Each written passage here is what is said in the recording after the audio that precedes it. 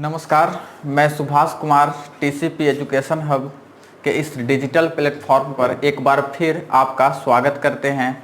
और यह 9th class का आपको दूसरा क्लास है। 9th का एक्चुअल में दूसरा वीडियो है। कल के वीडियो में कुछ प्रयोग किए थे, आज उसी को कंटिन्यू करते हैं। तो अब पदार्थ के बारे में बता चुके थे पीछे, पदार्थ कहते किसे हैं और कौन कौन से पदार्थ नहीं हैं, कौन कौन से चीज़ें पदार्थ नहीं हैं, ये भी बताए थे आपको। तो अब इसमें पदार्थ के जो अभिलाक्षणिक गुण हैं, पदार्थ के कणों के जो अभिलाक्षणिक गुण हैं, माने उसके जो कण है उसके कैरेक्टरिस्टिक, वो आपको आगे है। तो इसमें ये गुण आपको देखिए निम्नलिखित है। पदार्थ के कणों के अभिलाक्षणिक गुण निम्नलिखित हैं। तो ये आपको पहला गुण है, पदार्थ के कणों के बीच रिक्त स्थान होता है। कल हम एक प्रयोग में बताए थे, उसमें क्या किए थे कि नमक को एक बड़े टेस्ट ट्यूब में घोले थे। नमक को एक बड़े टेस्ट ट्यूब में घोले थे, और जब घोले थे तो उसमें आपने गौर किया था कि जब नमक को डाले और पूरी तरीक़ा से उसको घोल दिए पूरी तरह से, तो उसमें क्या हुआ कि जो पानी का जो लेवल है वो बढ़ा नहीं था। तो नमक कहाँ चला गया? तो वो यहाँ चला गया। जैसे ये आपको पानी के कण हैं और नमक के कण छोटा छोटा था, और इसको कहते हैं अंतरालीय स्थान। इसमें क्या हो गए थे? चले गए थे। तो यही रिक्त स्थान है। तो पहला है क्या? पदार्थ के कणों के बीच रिक्त स्थान होता है। यानी इन्हीं रिक्त स्थानों के बीच यदि चला जाता है तो वो बढ़ नहीं सकता है, उसका लेवल बढ़ नहीं सकता है। ये मैंने कल भी समझाया था। आगे आपको है, पदार्थ के कण निरंतर गतिशील होते हैं। निरंतर गतिशील कहने का मतलब आप समझिए कि पदार्थ के कण इधर से उधर होते रहता है। हर एक पदार्थ में ऐसा नहीं होता है। पदार्थ का जब हम प्रकार पढ़ेंगे तो उसमें किस में ज़्यादा होता है, किस में कम होता है, ये भी समझेंगे। तो देखिए, जैसे कि यदि आप गिलास में एक प्रयोग के माध्यम से इसको समझेंगे, ये प्रयोग आप लोग बहुत बार किए होंगे। तो इसमें पानी है और इसमें क्या करते हैं, रंग खरीदते हैं होली में खेलने के लिए, तो उस रंग को इसमें डालेंगे, और जैसे ही रंग को डालते हैं, केवल डालेंगे इसको, पानी जब स्थिर है तो डालेंगे, तो रंग डालने के बाद देखते हैं कि इस तरह से आपको रंग धीरे धीरे फैलने लगा। क्यों? क्योंकि इसके कण निरंतर गतिशील होते हैं। अगर गतिशील नहीं होता तो वो जिस तरह से रंग डाल देते उसी तरह से वैसा ही रहता। आप रंग के जगह पर स्याही भी यूज कर सकते हैं।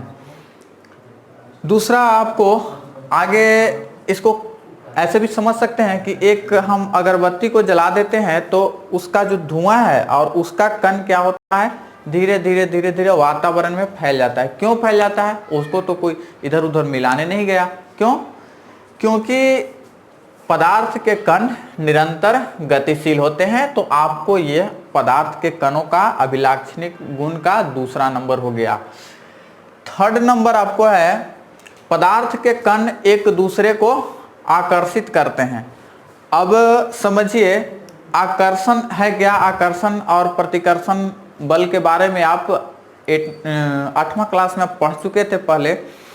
तो आप जानते हैं कि अगर दो वस्तु एक दूसरे को पास आता है, एक दूसरे के पास आता है तो उसे आकर्षण कहते हैं, और दूर जाता है तो उसे प्रतिकर्षण कहते हैं। तो पदार्थ के कण एक दूसरे के पास आता है। देखिए कैसे,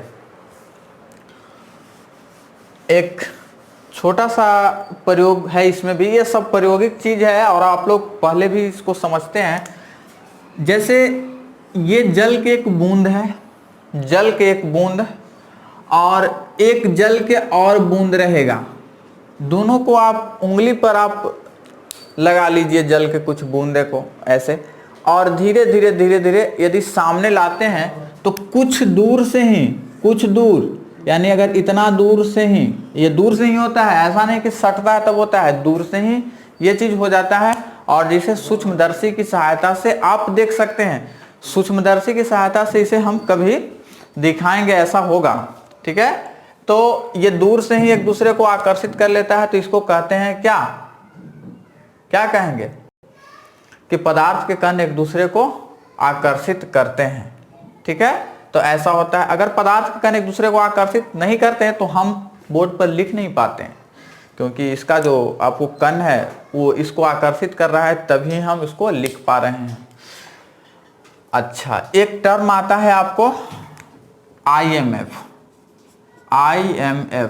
IMF मतलब इंटरनेशनल मॉनेटरी फंड, ये नहीं होता है। यहाँ पर IMF का मतलब समझेंगे क्या, अंतराण्विक आकर्षण बल, यानी इंटरमॉलिक्यूलर फोर्स। अंतराण्विक यानी अणुओं के बीच जो लगने वाला आकर्षण बल होता है उसको कहते हैं अंतराण्विक आकर्षण बल।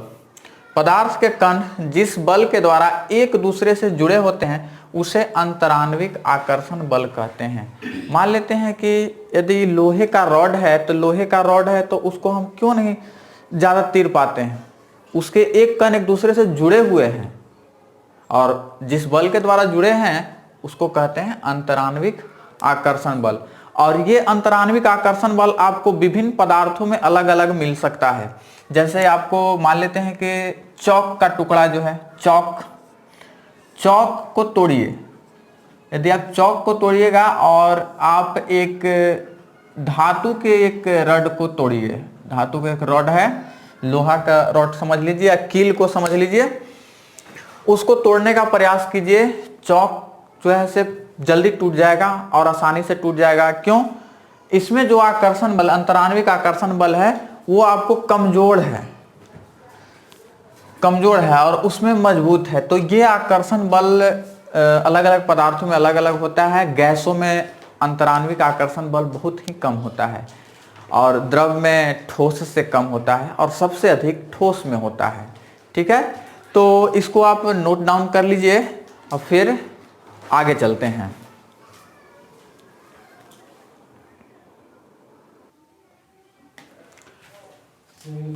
तो यहाँ पर आपको है आगे पदार्थ की अवस्थाएं, स्टेट ऑफ मैटर।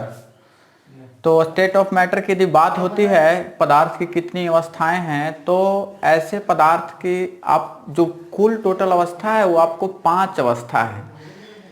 5 अवस्था पदार्थ की है, लेकिन अवस्थाओं को अगर वर्गीकरण करें तो साधारण सी बहुत सारी किताब में या बहुत सारे विद्यार्थी ये पढ़ते हैं कि पदार्थ की 3 अवस्थाएं हैं, ठोस, द्रव, गैस, और तरल को भूल जाते हैं। तरल को समझते नहीं कि तरल कहते किसको हैं। तरल मैंने समझ जाते हैं लिक्विड, जो कि बहुत गलत है, यहाँ पर बहुत गलत करते हैं और ये बहुत आसान बात है जो आप 8वीं कक्षा में पढ़े होंगे। तो 5 अवस्था है, 2 अवस्था का जिक्र आगे करेंगे, पहले जो अवस्था जरूरी है उसको समझना है।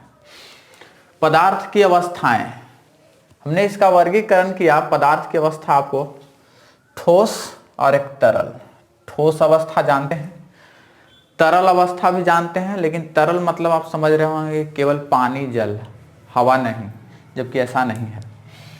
ठोस कहते हैं वैसा पदार्थ जिसमें बहाव की प्रवृत्ति नहीं होती है। अब आपसे कहा जाए कि ईंट पत्थर बहते हैं, तो ऐसा नहीं है, ईंट पत्थर बहते नहीं है, जिस बहाव की प्रवृत्ति नहीं होता है, तो उसे कहते हैं ठोस पदार्थ। जैसे आपको हो गया ईंट, पत्थर, लोहा इत्यादि, ये सब क्या हो गया, साधारण ताप पर तो ये ठोस अवस्था में पाए जाते हैं, इसमें बहाव की प्रवृत्ति नहीं होती है। इसके कुछ गुण हैं, गुण हम इसलिए लिखे हैं ताकि आप गुण के आधार पर भी परिभाषा लिख सकते हैं। ये दोनों गुण के आधार पर ही परिभाषा लिखा गया है। तो ऐसे भी कह सकते हैं कि वैसा पदार्थ जिसके आयतन और आकार दोनों निश्चित होता है उसे ठोस पदार्थ कहते हैं। ठीक, तो ऐसा भी आप परिभाषित कर सकते हैं। तो ठोस पदार्थ का जो गुण है, आयतन निश्चित होता है, आकार भी निश्चित होता है। आयतन मतलब उसका एक अपना जितना लीटर का है उतना लीटर तो होगा, लेकिन उसका शेप एक होगा। ठीक है, अब लीटर की बात करें, आपसे पूछें कि एक ईंट कितने लीटर का होता है, इस तरह का हम टास्क दिए थे, तो एक ईंट जो होता है, आप इसको सुनकर ही कंफ्यूज हो जाइएगा कि एक ईंट को हम लीटर में कैसे मापेंगे, ठीक है। जबकि आपने पढ़ा होगा कि 1 लीटर बराबर होता है कितना, 1000 सेंटीमीटर क्यूब। ये आपने पढ़ा हुआ है। सेंटीमीटर क्यूब, सेंटीमीटर में अगर माप कर ईंट को L गुने B गुने H करके और उसका आयतन निकाल लें सेंटीमीटर क्यूब में और उसको लीटर में तो कन्वर्ट कर ही सकते हैं। तो एक ईंट जब हम नापे थे रफली तो ऐसे लगभग 1.9 लीटर का एक ईंट जो रहता है उसका आया था, 1.9 लीटर का लगभग। तो नाप सकते हैं लीटर में उसको, ठीक है। तो ये एक आप बात पहले जान रहे होंगे कि उसके आयतन निश्चित होते हैं, तो आयतन निश्चित होते हैं तो उसको नाप ही सकते हैं, लीटर आयतन का मात्रक है। लेकिन ये दिमाग नहीं लगाए होंगे, ये दिमाग नहीं चला होगा, ठीक है। अब आगे देखिए, आयतन निश्चित, आकार भी निश्चित होता है। ईंट का आयतन निश्चित कि बस उतना ही है और आकार भी उसका उतना ही है। अब आते हैं तरल पर। तो तरल जस्ट उसका अपोजिट, वैसा पदार्थ जिसमें बहने की प्रवृत्ति होती है उसको ठोस कहते हैं। तो वैसा पदार्थ जिसमें बहाव की प्रवृत्ति नहीं होती है उसे कहते हैं, सॉरी, जिसमें बहाव की प्रवृत्ति होती है उसे कहते हैं तरल, ठीक है। और जिसमें बहाव की प्रवृत्ति नहीं होती है, बहाव की प्रवृत्ति नहीं होती है उसको कहते हैं ठोस। और जिसमें बहाव की प्रवृत्ति होती है, बहाव की प्रवृत्ति होती है उसको कहते हैं तरल, ठीक है। अब बहाव की प्रवृत्ति का बात आई तो देखिए, तरल को इसका अंग्रेजी में जान लीजिए, इसको ठोस को सॉलिड कहते हैं और तरल को फ्लूइड कहते हैं, लिक्विड नहीं। लिक्विड बोल देते हैं कि तरल मतलब लिक्विड नहीं, लिक्विड मतलब एक प्रकार का तरल मतलब फ्लूइड, इसको अंग्रेजी में फ्लूइड कहते हैं। और द्रव को कहते हैं लिक्विड और इसको कहते हैं गैस को गैस ही बोलते हैं। तो जिसमें बहाव की प्रवृत्ति होती है तरल कहलाता है। अब समझिए कि बहाव की प्रवृत्ति किस में होती है, तो पानी में बहाव की प्रवृत्ति होती है, तेल में भी होता है, ठीक है। तो ये सब क्या है, बहाव की प्रवृत्ति रखने वाले हैं। हवा में भी, ठीक है। तो ये सब क्या हो गया, जैसे वायु, जल, तेल, ये सब हो गया तरल पदार्थ, ठीक है। अब तरल में भी अब इसके दो भेद हो गए, ठीक है। इन भेदों को शायद आपने कभी पहले नहीं जाना होगा।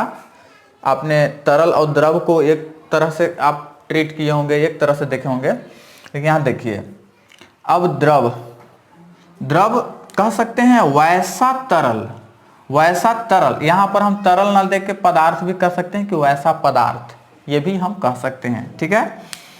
तो वैसा तरल जिनके आयतन निश्चित होते हैं और आकार अनिश्चित होते हैं। आयतन निश्चित होता है यानी 5 लीटर के है तो 5 लीटर होगा, वो रहेगा, ठीक है। लेकिन उसका आकार अलग अलग शेप में होगा। जैसे एक गिलास यदि मान लेते हैं बड़ा है, इतना बड़ा है, ठीक है, 1 लीटर का गिलास है, तो 1 लीटर पानी उसमें डालेंगे तो गिलास जैसा आयतन धर लेगा। अगर 1 लीटर का एक कटोरा है तो उसमें डालेंगे तो उसमें कटोरे जैसा आकृति धर लेगा, ठीक है। और यदि पाइप है बड़ा 1 लीटर का है तो उसमें डालेंगे तो उस प्रकार का शेप धर लेगा। अगर गोला है, खोखला गोला है 1 लीटर का, तो उसमें डालेंगे तो गोले जैसी आकृति हो गया। तो उसकी क्या हो गया, आकार क्या है, अनिश्चित। माने जैसा आप डालिएगा उस तरह का आकार पकड़ लेगा, यानी आकार उसका निश्चित नहीं है, जैसा में डालिए उस तरह से वो हो जाएगा। आकार अनिश्चित है लेकिन आयतन निश्चित। आयतन मतलब लीटर, ठीक है। तो वो लीटर निश्चित होगा, 1 लीटर डालिएगा तो 1 लीटर रहेगा। ये नहीं कि छोटा में डालें और वो अलग हो जाएगा और बड़ा में डालें तो उसका मात्रा अलग हो जाएगा, ऐसा नहीं होता है, ठीक है। हाँ, जादूगर लोग करते हैं कि इतना बड़ा बड़ा कप छोटा छोटा रखते हैं कि छोटा वाला को बड़ा में डालेंगे तो बड़ा वाला भर जाएगा और बड़ा वाला में डालेंगे तो बड़ा वाला भर जाएगा। लेकिन वो बर्तन एक प्रकार का होता है, वो खोखला होता है, इस तरह का आपको शेप में एक बर्तन होता है, वो किनारे डालते हैं, बीच का भाग खाली होता है। वो कभी ऊपर से नहीं दिखाएंगे उस बर्तन को, ऊपर से दिखाएंगे तो जादू का कोई महत्व नहीं रहेगा। तो आयतन इसका क्या होता है, निश्चित, और आकार अनिश्चित, द्रव कहलाता है। जैसे आपको हो गया जल, तेल, एल्कोहल, एल्कोहल जानते हैं, हाँ शराब में ये आपको होता है। पेट्रोल जानते हैं कि लिक्विड फॉर्म में रहता है इत्यादि। आगे है गैस। तो गैस वैसा तरल, तरल के जगह पर पदार्थ को भी हम बोल सकते हैं कि वैसा पदार्थ, ठीक है, जिनके आयतन तथा आकार दोनों अनिश्चित होते हैं। मतलब कि उसको छोटा भी कर सकते हैं, माने आयतन को छोटा भी कर सकते हैं, और आकार जो होता है वो भी क्या होता है, अनिश्चित होता है। आकार भी उसका किसी प्रकार का धर लेगा और आयतन भी अनिश्चित होता है, तो उसे कहते हैं गैस। जैसे आप देखिए एक प्रयोग के माध्यम से समझेंगे कि कैसे इसका आयतन और आकार अनिश्चित है।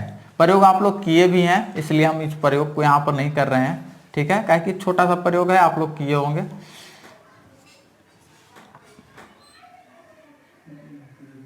इसके लिए आप एक सिरिंज ले लीजिए,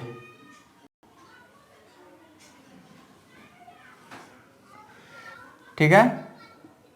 तो सिरिंज को क्या कीजिए कि इसमें इसके पिस्टन को ऊपर कर दीजिए, पिस्टन को ऊपर करके इसके मुंह को बंद कीजिए। अब बंद करके आप दबाइए। जब आप दबाइएगा तो दबेगा, क्यों? इसके अंदर हवा मौजूद है। पृथ्वी पर यहाँ पर जहाँ पर कुछ नहीं, यहाँ पर बोलेंगे यहाँ पर क्या है, तो यहाँ पर बोल रहे हैं कि कुछ नहीं। यहाँ पर क्या है, कुछ नहीं है। कुछ नहीं नहीं बोलेंगे अब, ठीक है, विज्ञान के विद्यार्थी हैं तो यहाँ पर बोलेंगे कि यहाँ पर हवा मौजूद है, ठीक है। तो इसमें हवा मौजूद है और इसको जब प्रेस करते हैं तो क्या होता है कि इसका आयतन घटता है, आयतन घटता है, ठीक है। आयतन घटता है तो क्या आयतन निश्चित हुआ? नहीं, अनिश्चित। जब घट रहा है, बढ़ रहा है, रूप बदल रहा है, तो वो अनिश्चित होगा। तो ये अनिश्चित हुआ। और आकार अनिश्चित। हवा अगर स्थान घेरती है, जिस तरह का बर्तन हो उस तरह का आकार धर लेती है, ग्रहण कर लेती है। तो आकार और आयतन क्या हो गया? दोनों अनिश्चित हो गया। तो इस प्रयोग के माध्यम से इसको गैस को समझ सकते हैं। आशा करते हैं कि इतना आप लोग समझ गए होंगे, ठीक है। तो आप इसको क्लियर कर लीजिए।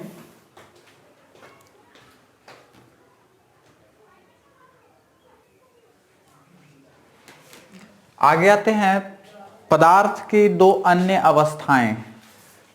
तो ऐसे पदार्थ के हम दो अवस्थाओं में वर्गीकरण किए हैं। बहुत सारे बुक में आपको 3 अवस्था मिलेगी, वो भी ठीक है, वो भी कोई गलत नहीं है। तो उसमें ठोस, द्रव और गैस, 3 अवस्था इस प्रकार से है। हालांकि एक अवस्था तरल, मैंने बताया कि तरल के ही 2 भेद ये हैं। तो 3 अवस्था, ठीक है। तो 2 अन्य अवस्था है, ये मिलकर यदि बोले तो 5 अवस्थाएं हो जाती हैं। तो चौथी अवस्था देखिए यहाँ पर है आपको प्लाज्मा अवस्था। वो हम 2 इसलिए बताएं क्योंकि आपको तरल जानना जरूरी था कि तरल भी एक अवस्था है, ठीक है। तो वो इसलिए मैंने बताया। प्लाज्मा अवस्था या पदार्थ की चौथी अवस्था वैसी अवस्था जो अति उच्च ताप, हाई टेम्परेचर पर, बहुत ज्यादा ताप पर गैसों के आयनीकृत कण द्वारा बनते हैं, प्लाज्मा अवस्था कहलाता है। अब आपने कभी ना कभी ट्यूबलाइट का नाम सुना होगा, ट्यूबलाइट। उस ट्यूबलाइट में वो अवस्थाएं बनती हैं, वो अवस्थाएं बनती हैं प्लाज्मा अवस्था। नियॉन बल्ब, नियॉन बल्ब यही है, ट्यूबलाइट जिसको कहते हैं। नियॉन बल्ब में जो प्रदीपन उत्पन्न होता है, जिसमें ये जिससे ये ग्लो करता है, वो वास्तव में उसका कोई फिलामेंट वगैरह नहीं जलता है। जिस तरह से एक बल्ब होता है जिसमें फिलामेंट लगा होता है वो जलता है, तो इसमें फिलामेंट नहीं जलता है ट्यूबलाइट में। उसमें आपको यही चौथी अवस्था के द्वारा प्रदीपन उत्पन्न होता है। तड़ित, तड़ित बोलते हैं आसमानी बिजली को, जिसको साधारण भाषा में ठनका गिरना बोलते हैं।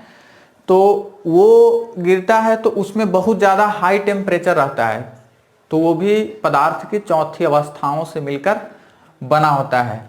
गैस लाइटर सबके घर में लगभग लगभग होगा। तो गैस लाइटर में देखे होंगे कि जैसे ही उसको हम पुश करते हैं तो उससे एक चिंगारी जैसा निकलता है बीच से और किनारे पर समाप्त होता है। तो वो जो चिंगारी होता है वो आपको पदार्थ की चौथी अवस्था होती है। पदार्थ की चौथी अवस्था होती है गैस लाइटर में चमक। ठीक है, तो ये सब पदार्थ की चौथी अवस्था है। पदार्थ की चौथी अवस्था को हम धरती पर प्राप्त कर सकते हैं, पांचवी अवस्था को धरती पर प्राप्त करना मुश्किल होता है। आगे आते हैं बोस आइंस्टीन कंडेंसेट। ये आपको पांचवी अवस्था है, बोस आइंस्टीन कंडेंसेट। एक भारतीय वैज्ञानिक थे एस.एन. बोस, सत्येंद्रनाथ बोस। ठीक है, तो एस.एन. बोस क्या किए, एस.एन. बोस बोले कि एक और अवस्था है। हालांकि इस अवस्था के बारे में आपको आइंस्टीन भी पहले बता चुके थे। तो अमेरिका के 3 वैज्ञानिक जो हैं वो जब इन अवस्था को जब डिस्कवर कर लिया, पूरी तरह से खोज लिया, तो उस अवस्था का नाम यही 2 वैज्ञानिक के नाम पर रखा, जिसे हम कहते हैं बोस आइंस्टीन कंडेंसेट या BEC शॉर्ट फॉर्म में। इसको पदार्थ की पांचवी अवस्था भी कहते हैं। तो देखिए यहां पर वैसी अवस्था जो निम्न ताप, ये ताप देख रहे हैं बहुत ही कम है, बहुत ही कम, 2 × 10⁻⁷, मतलब कि 0.00 करते जाएं और फिर 2 लिखेंगे लास्ट में। ठीक है, ये इधर के बाद 7 जीरो के बाद लिखेंगे। तो इतना सारा, इतना केल्विन है, ध्यान रखिएगा, केल्विन यानी नियरली इक्वल टू 0 मान सकते हैं, लगभग ये 0 के बराबर है मान सकते हैं। जैसे अगर 0.0000 अगर 6 को लिखल रहे और यहाँ पर 5 लिखल है तो इसको नियरली 0 मान सकते हैं। ठीक है, तो कह सकते हैं कि एकदम 0 केल्विन। 0 केल्विन मतलब, 0 केल्विन मतलब कितना, -273 डिग्री सेल्सियस।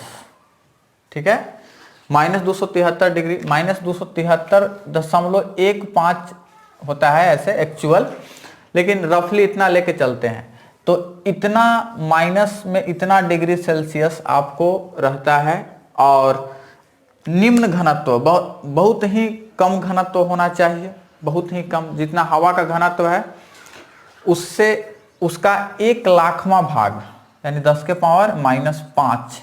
ठीक है, उतना भाग पर ये अवस्थाएं मिलती है। ठीक है, वैसी अवस्था जो निम्न ताप मतलब 2 × 10⁻⁷ केल्विन लगभग तथा निम्न घनत्व पर प्राप्त किया जाता है। यह सामान्यतः अंतरिक्ष में पाया जाता है। यह ऐसा जो है सो ये कंडीशन जो है से अंतरिक्ष में मिलता है। अंतरिक्ष कहिए, व्योम कहिए, स्पेस कहिए, वहां पर मिलता है। पृथ्वी पर मुश्किल है इतना। तो ये पदार्थ की 2 अन्य अवस्था हो गई, चौथी और पांचवी अवस्था। और इसकी अवस्था का जिक्र जो है 9th क्लास की सीमा से बाहर है, ये आप आगे के क्लास में पढ़िएगा। ठीक है, तो इसको क्लियर कर लीजिए।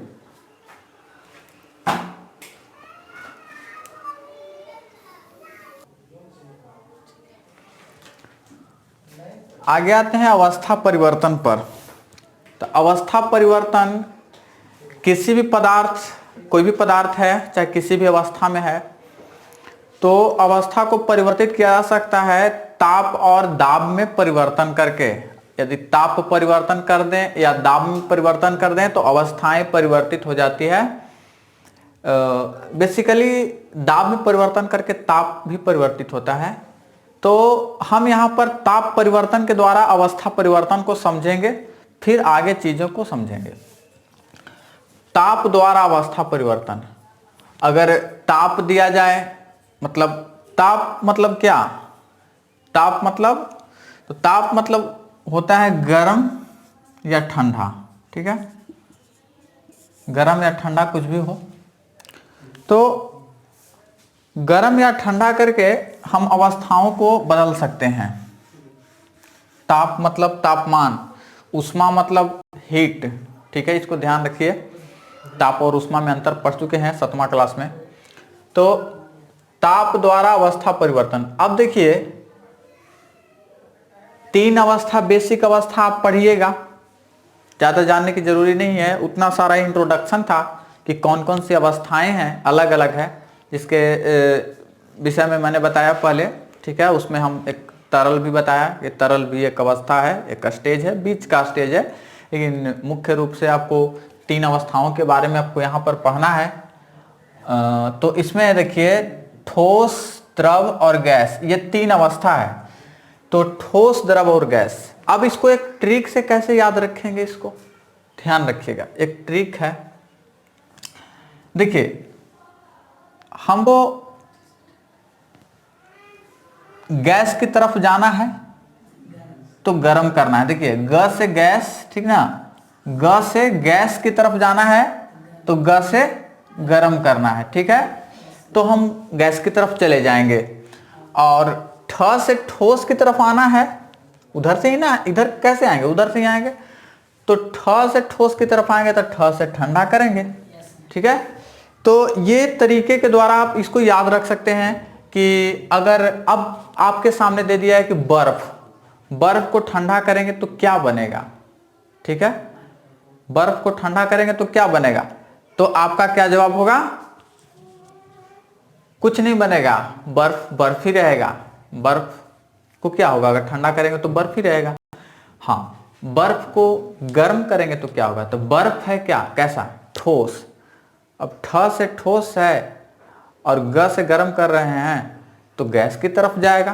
तो गैस के बीच में पहले आएगा द्रव, यानी बर्फ को गर्म करेंगे तो पहले द्रव होगा, द्रव के बाद गैस होगा। ठीक है, तो ये अवस्था बदल सकते हैं अलग अलग। अब देखिए कुछ इसमें उदाहरण भी है, कुछ प्रक्रियाएं हैं, उस प्रक्रियाओं को समझेंगे। तो देखिए इसमें सबसे पहले इसको मिटा देते हैं, ऊपर वाले का अवस्था परिवर्तन जो लिखा हुआ है यह डिस्टर्ब करेगा अब। ठीक है, तो ठोस, जैसे मान लेते हैं कि बर्फ है, ठोस के रूप में हम बर्फ को लेते हैं। ठीक है, ध्यान रखिएगा, पानी जो है, पानी या जल, ये ऐसा पदार्थ है पृथ्वी पर जो तीनों भौतिक अवस्थाओं में पाया जाता है, ठोस, द्रव और गैस में। तो इसको ध्यान रखिएगा, पानी को। तो यहां पर हम मान लेंगे ठोस, पानी का ठोस भाग होता है बर्फ। ठीक है, और गैसीय भाग होता है क्या, भाप बोलते हैं। ठीक, तो स्टीम इसको अंग्रेजी में बोलते हैं। देखिए ठोस को जब गर्म करते हैं, देखिए गर्म कर रहे हैं, इधर तीर जा रहा है तो गर्म कर रहे हैं, गैस की तरफ जा रहा है। तो जैसे ही गर्म करेंगे तो द्रव में आएगा, गलेगा। बर्फ को गर्म करेंगे तो गलेगा। तो ठोस से द्रव में या ठोस को गर्म कर द्रव में बदलने की प्रक्रिया को संगलन कहते हैं। क्या बोलते हैं, संगलन। ठीक है, अच्छा, द्रव को भी गर्म करेंगे तो द्रव को गर्म कर गैस में बदलने की प्रक्रिया को कहते हैं वाष्पीकरण। ठीक है, वाष्पीकरण। अब उधर से आते हैं, गैस को इधर आ रहे हैं, ठोस की तरफ जा रहे हैं तो ठंडा करेंगे। तो गैस को ठंडा कर द्रव में बदलने की प्रक्रिया को कहते हैं संघनन। ठीक है, कंडेंसेशन कहते हैं। ठीक है, इसको लिक्विडेशन कहते हैं और इसको वेपराइजेशन कहते हैं। ये ध्यान रखिएगा, थोड़ा अंग्रेजी टर्म भी रहेगा, संघनन। अब देखिए द्रव को ठोस में बदलना है, पानी है और उसको बनाना है बर्फ। ठीक है, तो वह प्रक्रिया जिसमें द्रव को ठंडा कर ठोस में बदला जाता है, उस प्रक्रिया को कहते हैं हीमन। ठीक ना, अंग्रेजी में कहते हैं फ्रीजिंग। ठीक, तो ये सारे चीज आपको प्रक्रिया हो गया, प्रक्रियाओं के परिभाषा भी समझ चुके होंगे यहां से, आशा करते हैं। एक और प्रक्रिया होती है, छोटी सी प्रक्रिया होती है जो इसमें नहीं लिखे हैं। देखिए कुछ ऐसे पदार्थ होते हैं जिनको गर्म करने पर वो द्रव में नहीं आते हैं, सीधे गैस में। सीधे किस में, गैस में। और जब सीधे गैस में आता है तो यह प्रक्रिया कहलाता है ऊर्ध्वपातन। हाँ, ऊर्ध्वपातन। ठीक है, सब्लिमेशन, अंग्रेजी में इसको सब्लिमेशन कहते हैं। और वैसे पदार्थ को जो ऊर्ध्वपातन प्रक्रिया को करते हैं, होता है उसमें ऊर्ध्वपातन प्रक्रिया, वैसे पदार्थ को कहते हैं ऊर्ध्वपातज या सब्लिमेट।